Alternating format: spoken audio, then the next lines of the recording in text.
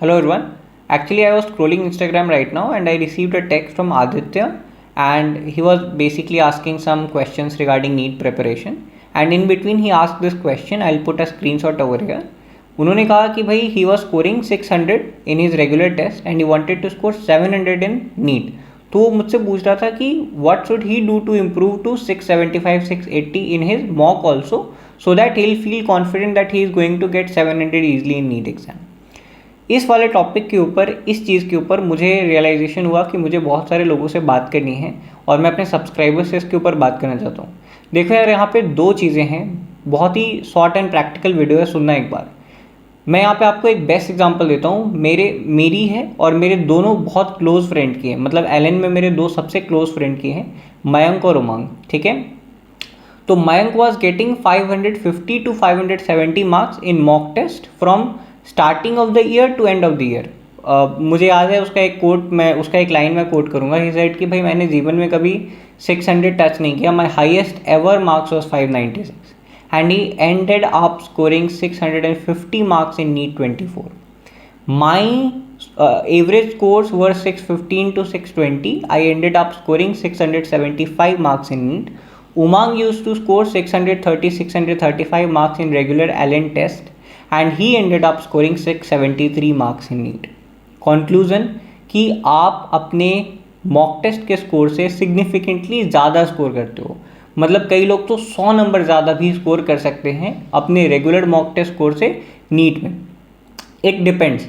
देखो यार, ऐसे भी बंदे होते हैं। मेरे क्लास का टॉपर था, he was in SRG batch, but he use to score 670 680 in every mock test, but he ended up scoring only 654 marks in NEET 24.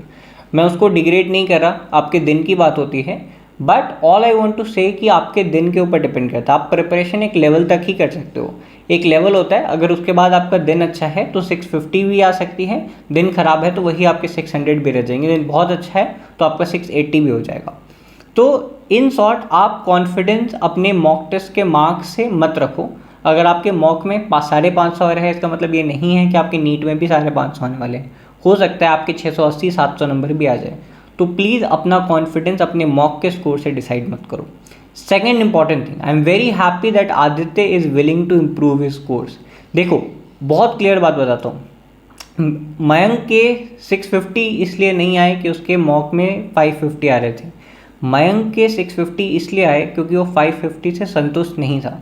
Whenever he used to get 550, he used to slap himself and used to prepare more, dedicatedly और ज़्यादा dedication से, एक ज़्यादा discipline से, and he tried to get to 600. मतलब he used to get around 550, so he wanted to score around 600. He used to work harder after getting 650 in his test. I was getting 620 के around marks, तो मुझे 650 चाहिए थी। I was working hard for that. जब मेरे 620 आते थे, मैं सेटिस्फाइड नहीं रहता था। I wanted to improve. Similarly Umang wanted to improve and we ended up improving in our actual NEET exam. This is the thing.